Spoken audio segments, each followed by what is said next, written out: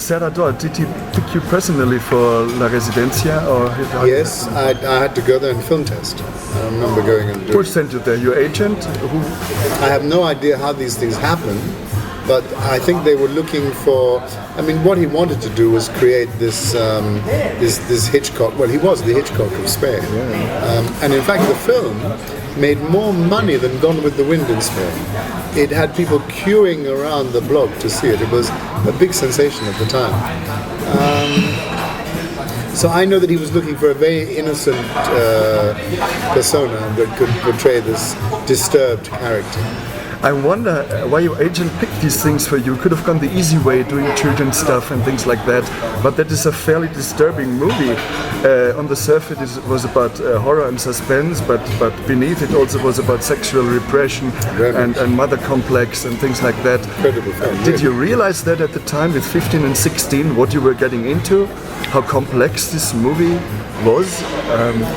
These multi-layered facets, did you see that? You do understand that, yes. I don't know, I mean, it seems natural. I mean, as an actor, you're dealing with emotions always, you know, so to be dealing with these themes seems to be completely natural. It's not an alien thing. And as an actor, you embrace it, and to be given the chance to do those kind of roles, it's fantastic.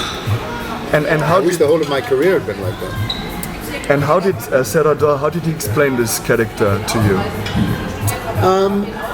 Well, it wasn't difficult to explain that the boy was disturbed, that, you know, he was controlled by his mother, that he was also in love with his mother, and that at the same time wanted to destroy his mother. So, I mean, it's, and then of course, having got that is the essence of the character, having understood that we worked on those scenes individually. And did he get along with Lily Palmer, because he was notorious for being a little difficult? He was, or she was? She was. Really? Oh. At least in Germany. She was, I just remember her being very charming, and she was lovely with me. And she was strict, that's all. You know, she wanted a certain rhythm and a certain way of working, which I guess they accommodated. And so there was never any friction. No, and she was marvelous in the film. She was wonderful in the film. A film that never came out in Germany except for a video about 15 years later. Really, such a pity in a way. Amazing movie. Yeah, and it is an amazing movie. And did you have a feeling how it would turn out at the end? You never know. You know, it's a little bit like Deep End. Yeah. You know, there was a very loose script for Deep End, and we made a fantastic movie. I've read scripts and I thought, wow, this script is fantastic. And sometimes the movie doesn't work out so well. So you can never tell. Have you shot that whole movie in one house, or did you do also work in the studio? Or for La Residencia? Yeah. A lot of work in the studio. Yeah. Mainly it was work in the studio. So the externals were done in a house. This house outside of Madrid, as far as I can remember. We had to go away on location. But most of it was in the studio. Most of the work was in the studio. And it looks so beautiful, you know, the camera work, everything is meticulous. They were making great films. And he had quite a following. Have you seen the other horror movie that he did? No, I've never seen another one. Who Could Kill a Child? Really? About evil children on an island. Oh my God. Which is as good as this one, actually. Oh, that's right, I heard about that. The sort of Lord of the Flies sort of thing. Yes. That's right. And last question about La Residencia.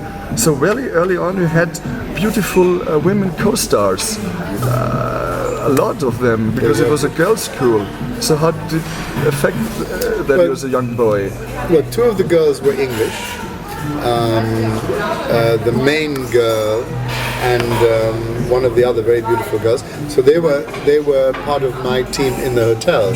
So I was very close to them, and I knew them very well, and they were very sweet with me, I have to say. Mary Maud and Pauline Challoner.